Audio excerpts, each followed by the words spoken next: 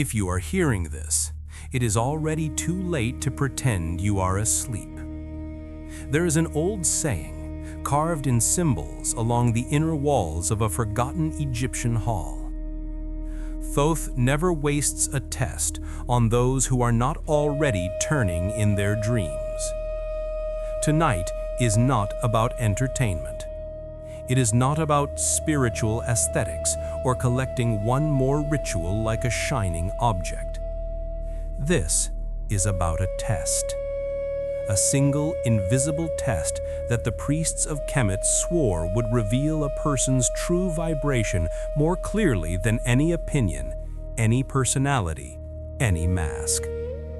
They called it Thoth's secret test, not because he wanted to hide it, but because most people could not handle what it showed them. Think of all the identities you wear: the good person, the broken person, the healer, the skeptic, the one who survived, the one who failed. Now imagine a sound, a breath, a question that cuts through all of them and shows you not who you think you are, but the raw frequency your soul is actually broadcasting into the universe. The ancients said this test was not passed or failed like an exam. It was simply revealed. Like a tuning fork held next to a bell, your vibration begins to hum with what is already there. In Egypt, initiates would walk down a narrow stone corridor, legs trembling, not from fear of punishment, but from fear of finally seeing themselves without filters. In India, similar tests were hidden inside mantra, not as a reward, but as a mirror. In Tibet, the monks spoke of a secret, soundless sound that exposes the pattern of your mind. Different lands, different languages, one principle. Energy never lies. It only waits for the courage to be heard. In this video, you will not just hear about Thoth's secret test. You will be led through it. You will be asked to sit, breathe, sound, and feel in a way that might seem almost too simple, until you realize that your body, your emotions, your inner visions are all answering a question you didn't know how to ask. Some of you will feel warmth rising along the spine. Some will feel pressure in the chest or throat. Some will feel nothing at first. That is also an answer. This is not a game. Done correctly even once, this test can rearrange the way you see your life, your relationships, your choices. Because once you feel your true vibration, it becomes very difficult to betray it again. If your heart is already stirring, if some part of you is whispering, "This is for me," then you are exactly the kind of soul the old texts were speaking to. Stay until the end. Do the practice, not just in your mind, but with your breath and sound. And when the moment comes, you will decide whether to turn away or to let your vibration reveal itself. The summons of the hidden hall. This is the moment your ordinary life is quietly invited into thought's chamber of mirrors. Anyone who has ever stood alone in a vast stone hall knows this. It is not a place for casual questions. The air itself feels heavier, thick with the residue of thousands of whispered prayers, regrets, oaths, and broken promises. The old writings say that before the test was ever given, there was always a summons. Not a letter, not a priest knocking on your door, but a particular kind of restlessness that begins to haunt your everyday life. Maybe you felt it, that strange ache that shows up in the silence after a long day, You look around at your achievements, your failures, your normal, and somewhere inside, a quiet voice mutters, "This isn't the full story of who I am." You can drown that voice in work, in scrolling, in conversations that never touch your real fears.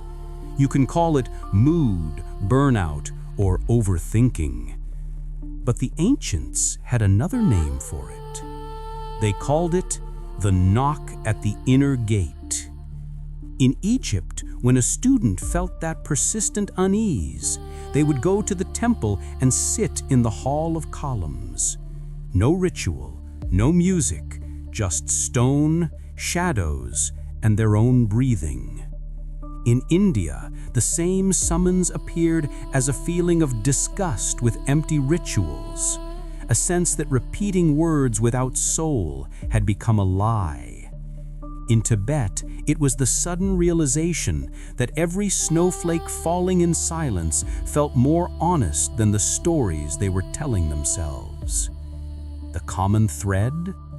A refusal, deep down, to keep living on the surface.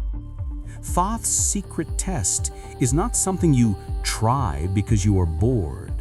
It is something that finds you when pretending no longer works. Imagine for a moment that your life is a great hall with many doors. Each door is a role, a habit, a story. I am the helper. I am the victim. I am the strong one. I am the one who always ruins things. Now imagine all those doors beginning to blur, their labels fading as if washed away by invisible water. Only one doorway stays clear, the door of your true vibration. You have walked past it 1,000 times. Sometimes you felt a pull, sometimes you felt afraid. Tonight, you are standing in front of it, consciously. The summons is not a command, it is a question. Are you willing to feel what your energy has been saying all along? This is the first part of Thoth's test. Before any ritual, breath, or sound, he listens to whether your soul is still bargaining for comfort or is finally hungry enough for truth. In modern language, we would call this a shift of frequency. Your brain waves, your nervous system, your heart rhythms, they begin to move out of the noise of survival and into a more coherent, strange, luminous order. Scientists measure this as heart coherence, as changes in the electromagnetic field around the body. Mystics simply call it readiness. So as you listen to my voice now, notice what is happening in your body. Do you feel a slight tightness in the chest, a pull behind the eyes, a flutter in the belly? Do not ignore these. They are not random. They are your field recalibrating, like instruments tuning before a sacred symphony. You are not here by accident. You have been moving toward this moment in tiny, invisible steps through every heartbreak, every strange synchronicity, every time you felt like an outsider, even in your own life. Thoth's secret test does not care about your spiritual resume. It only cares about one thing. Will you show up honestly in your own field? If your answer, even quietly, is yes, then you have already stepped through the first inner door. Type in the comments, "The summons has reached me." Let the field know that you heard the knock. The vibrational test. This is the ancient sound procedure that reveals where your soul is actually vibrating, beyond your stories. It's hard to believe that something as simple as a 33-second sound could expose more truth about you than years of talking about your problems. Yet in hidden schools from Egypt to the Himalayas, this was the quiet terror of every initiate. Not the fire, not the snakes, not the darkness, but the moment they were asked to sit, spine aligned like a living pillar, and sing one sound into the silence, while the elders listened, not to the sound itself, but to what it did to the field. The test you are about to receive is a descendant of that ritual, translated into a form you can practice here wherever you are, without incense, without stone walls, but with the same seriousness. Listen carefully. You will be using 3 elements. Posture, the body as the temple pillar. Breath, the bridge between visible and invisible. Sound, the vibrational key that tells the truth. Find a place where you will not be disturbed for a few minutes.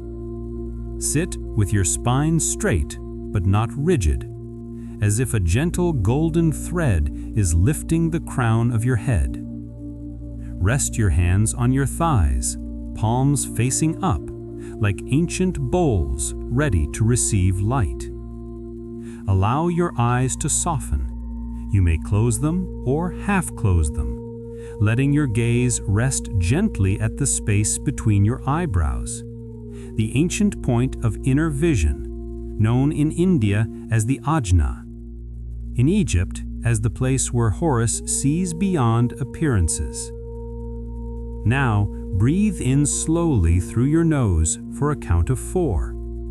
Hold the breath for a count of 4. Exhale gently through the nose or mouth for a count of 6. Do this 3 times, letting each exhale carry a tiny layer of surface tension away. You are preparing the instrument.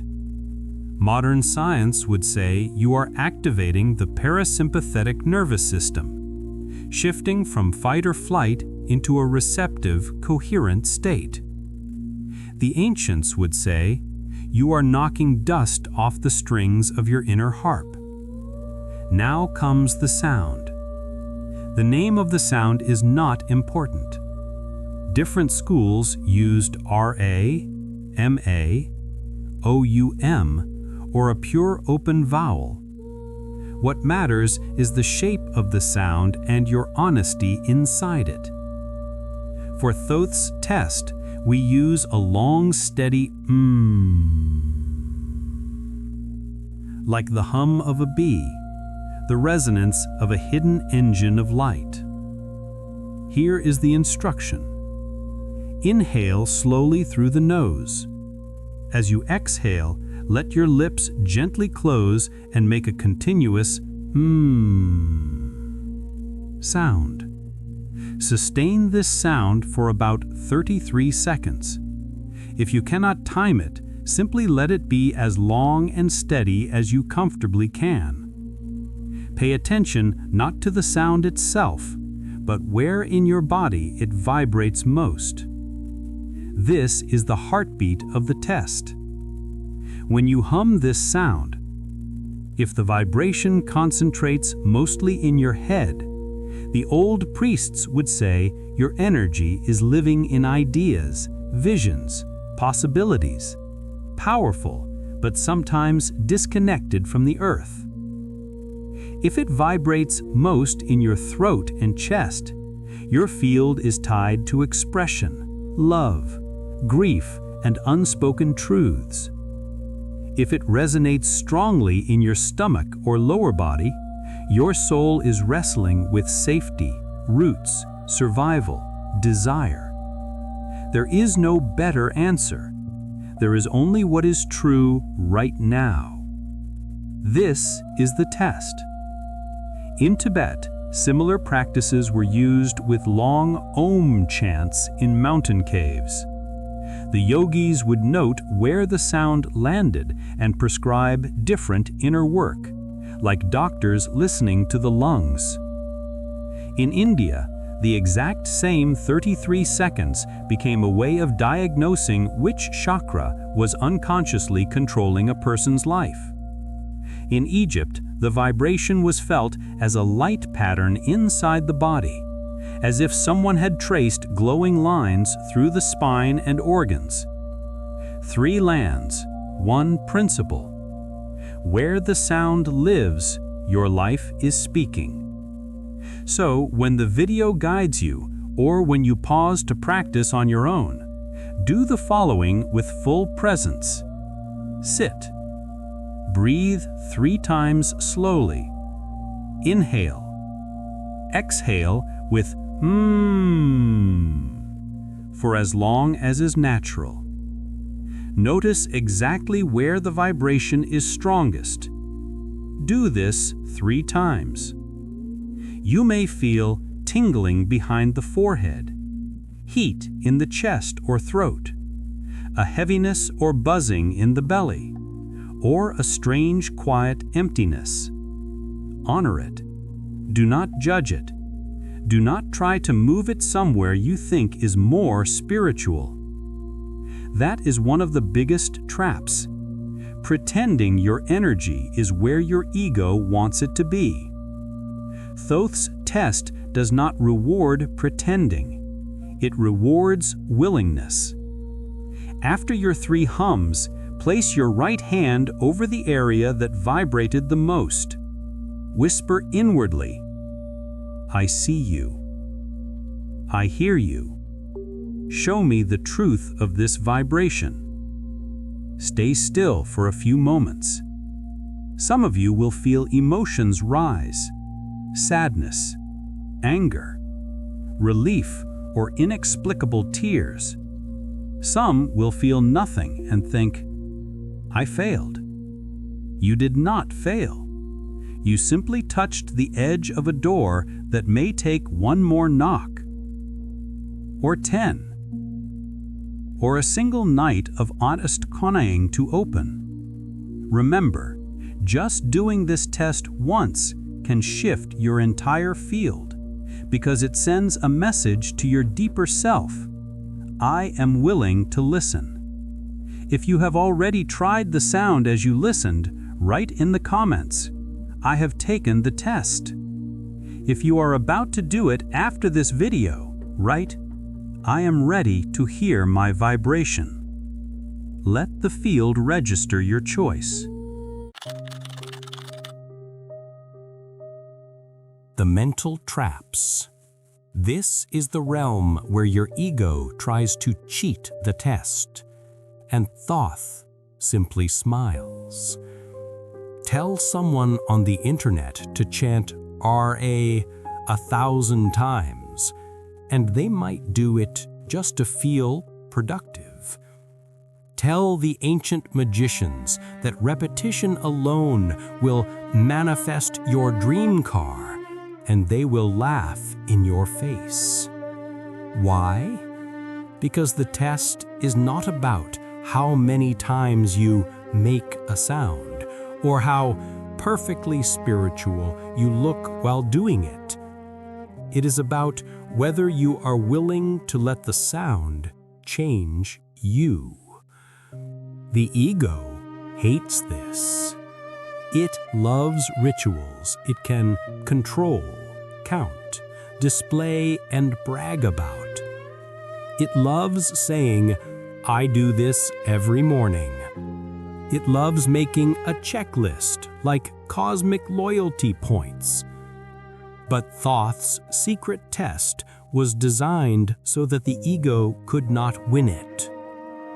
You cannot fake where the vibration shows up in your body. You cannot Photoshop a trembling chest or a shaking belly. And yet, the mind tries. It whispers, if I don't feel anything, I must be broken. If I feel something low in my body, I must be unspiritual. If someone else feels light and I feel heaviness, I must be behind. Pause. This is where the real danger lies, not in the sound itself, but in the story you attach it to it. From a psychological view, this test presses against your oldest survival patterns. Your nervous system has been trained for years, maybe lifetimes, to avoid certain feelings. If your energy is stuck in the lower body, it might be holding old fear, shame, or trauma. If it is stuck in the chest, it might be guarding heartbreak and betrayal. If it is in the head, it might be protecting you from the pain of feeling at all by living in fantasies and future scenarios. When the sound vibrates there, it is like shining a flashlight into a room you've kept locked. No wonder the ego panics. In India, teachers warned that mantra without inner honesty becomes just another anesthetic. In Tibet, there is a saying, chanting Om to avoid your fear is like wearing silk robes over rotting wounds. In Egypt, the priests of Thoth watched students closely after the test, not to see if they felt bliss, but to see how they behaved toward their own discomfort. Would they harden? Would they dramatize? Would they turn the experience into a story for attention? Or would they sit quietly with what was shown, like holding a crying child, instead of shutting it in a dark room? The mental traps take many forms. Spiritual superiority. My vibration is higher because I felt light in my head. Spiritual shame. My vibration is lower because I felt heaviness in my stomach. Spiritual avoidance. I'll just do this once and not think about it again. Spiritual addiction. I'll repeat the sound all day to chase that one nice feeling. The secret is this. The test is not asking you to be high vibrational. It is asking you to be true. Thoth is not a school teacher with a red pen. He is more like a mirror placed in the middle of your path. If you try to outrun what you saw, you will find another mirror waiting around the next corner. There are also side effects when the test is taken with arrogance or carelessness. Some people force the sound, straining the throat, pushing the breath, trying to reach the head or crown at all costs. They may end up dizzy, anxious, floating and ungrounded, unable to function in daily life. This is not awakening. This is energetic imbalance. Others wallow in the heaviness they feel, telling themselves, "I am cursed," and reinforcing the very vibration they just became aware of. The remedy? Humility, curiosity, gentleness. After you take the test, treat yourself as you would a friend who just confessed their deepest fear. No blame, no comparison, just presence.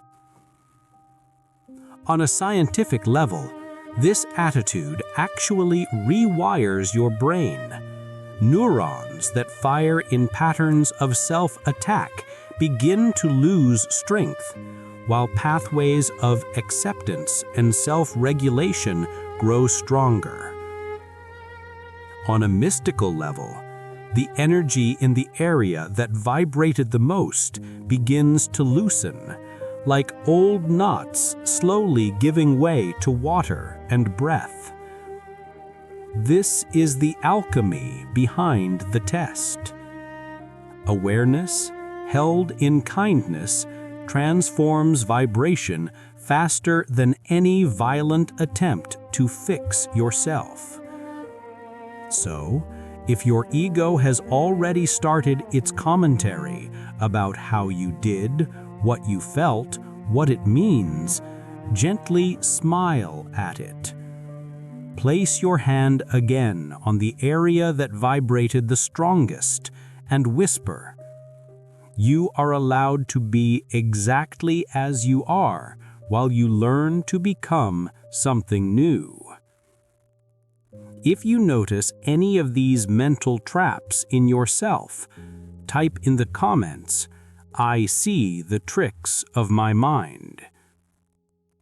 This simple act is powerful. Naming the trap disarms it in the field. The integration ritual. This is the living ceremony that turns one test into a new timeline.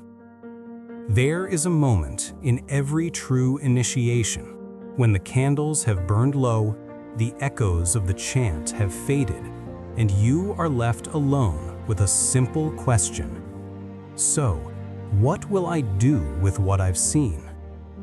Anyone can have a powerful spiritual experience. The world is full of peak moments, psychedelic visions, retreat highs, and awakenings that last precisely until the first Monday morning meeting.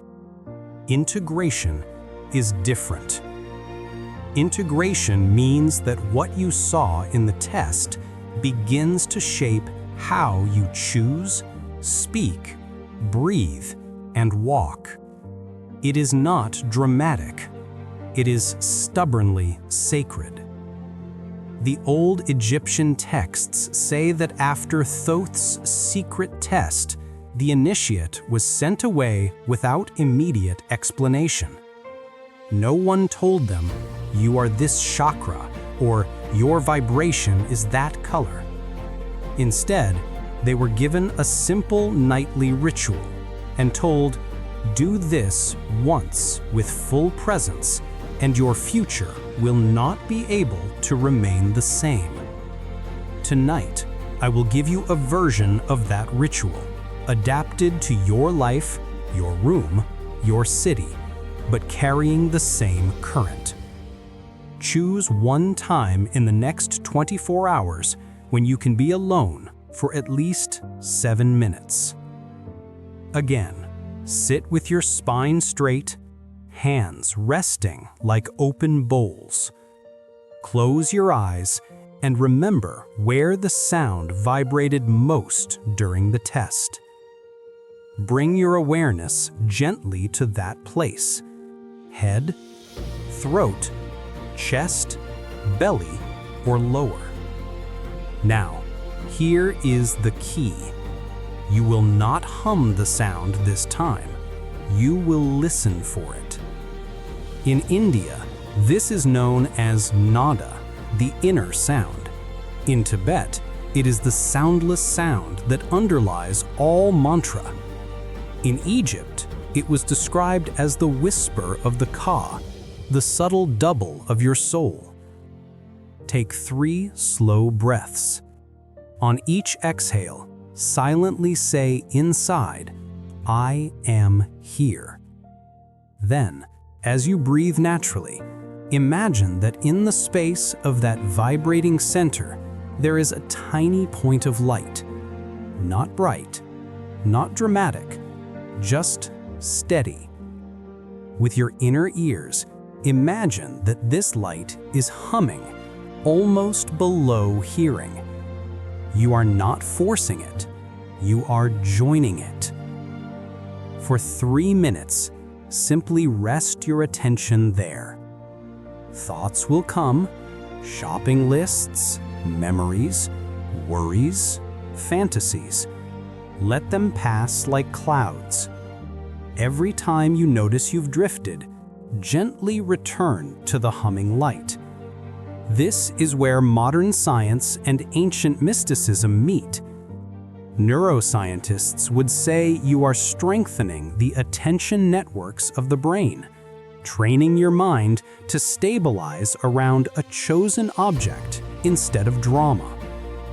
Mystics would say you are pouring your awareness into the very root of your vibration, telling it, "I am willing to know you more deeply."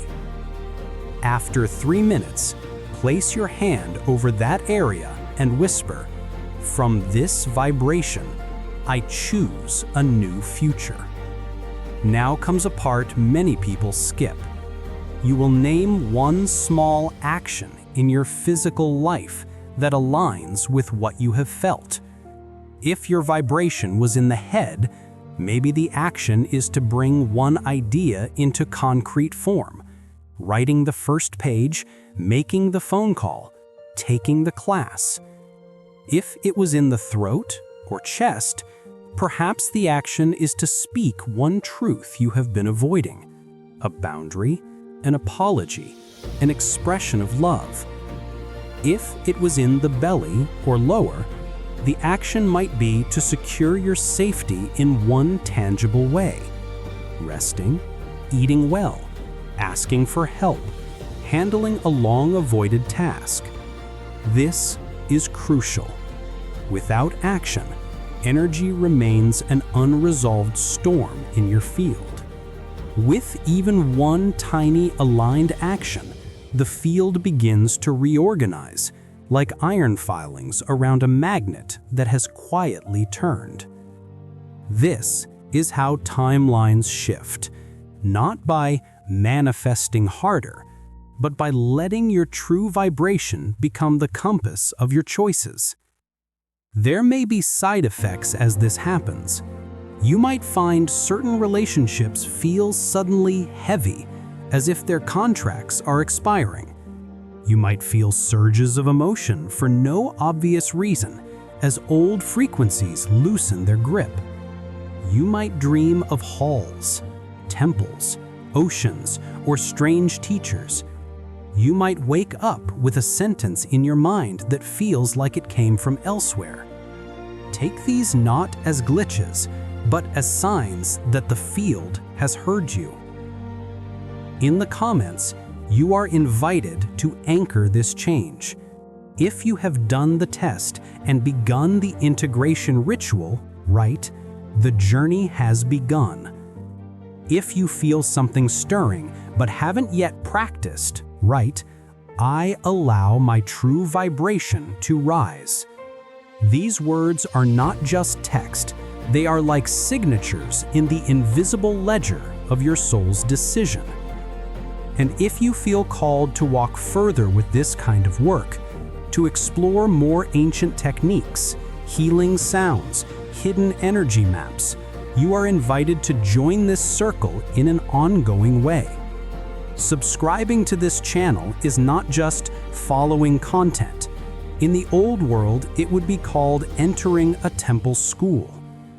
Every like, every share, every comment that comes from your real experience adds a note to the collective field we are weaving here. You are not just supporting an algorithm, you are helping to revive a forgotten current of knowledge, keeping it alive so that those who are quietly searching will feel the signal and find their way here. If these words have touched something ancient in you, if you recognize the feeling of being summoned by teachings you have never heard but somehow always known, then let this be your simple closing ritual. Place your hand on your heart, breathe once, and say inwardly, "I remember, I am ready, I walk as my true vibration." Then, in the comments, seal it with, "I have activated Thoth's test within me." The hall is open. The mirrors are awake. The rest of the journey, step by step, sound by sound, will unfold as you keep choosing truth over habit.